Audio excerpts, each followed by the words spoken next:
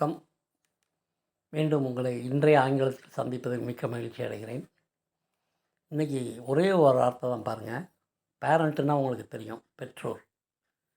இது common name. Helicopter பேரண்ட்டுன்னு ஒருத்தங்க இருக்காங்க. அப்படின்னா என்னன்னு தெரிஞ்சுக்கிறணும். ஹெலிகாப்டர் பேரண்ட்டு அப்படின்னா தான் குழந்தை இதைத்தான் படிக்கணும், இதைத்தான் செய்யணும், இப்படி தான் இருக்கணும், இப்படி தான் சாப்பிடணும், இப்படி தான் ட்ரெஸ் பண்ணணும், தன்னுடைய ஃபியூச்சரை நம்ம சொல்கிற மாதிரி தான் செலக்ட் பண்ணணும் அப்படின்னு தன்னுடைய குழந்தைகளை அதிகமாக கட்டுப்பாடு விதித்து அவங்களுக்கு சுதந்திரமே கொடுக்காம எப்பவும் அவங்கள தன்னோட கண்ட்ரோல்லே வச்சு ஆதிக்கம் செலுத்துகிற அந்த பேரண்ட்டுக்கு பேர் தான் ஹெலிகாப்டர் பேரண்ட்டு.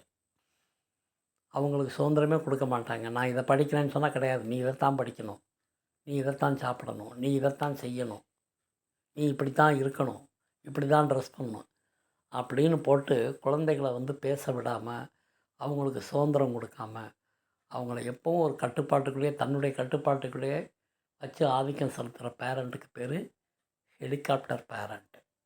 ஓகே, உங்கள் பேரண்ட்டு எப்படின்னு நீங்களே முடிவு பண்ணிக்கங்க. பிடிச்சா லைக் பண்ணுங்கள், கமெண்ட் பண்ணுங்கள், சப்ஸ்கிரைப் பண்ணுங்கள். நாளைக்கு சந்திக்கிறேன். நன்றி, வணக்கம்.